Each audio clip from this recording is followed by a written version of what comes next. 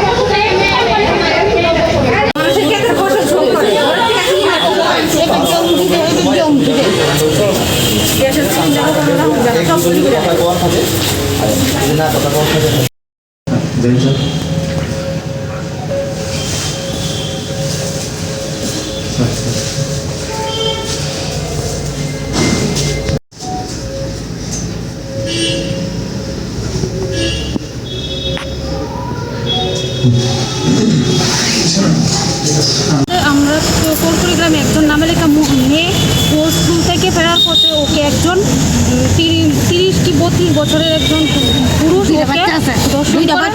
তো ওর জন্য একটা আমরা সুস্থি বিচার চাই, ও ফাঁসি চাই। অনেক দিন ধরে অনেক মানুষকে অত্যাচার করছে, চুরি করছে, ঘরদুয়ার থেকে অনেক কিছুই নিয়ে যাচ্ছে, অনেক খুব অসুবিধা হচ্ছে গ্রামবাসীদের ওর জন্য। তো এর জন্য আমরা সুস্থি বিচার চাই, ওর ফাঁসি চাই। একজন মেয়েকে ও এরকমভাবে এইসব করতে পারে, ওর তো একটা নিজের মেয়ে আছে, তো ওর চিন্তা ও করিনি, তো আমরাও তো ওর জন্য নিরুপায় না। নাম কি ওনার নাম হলো প্রাণেশ রুদ্রপাল, ওর বাবার নাম জীবন রুদ্রপাল। কোন জায়গায় বাড়ি?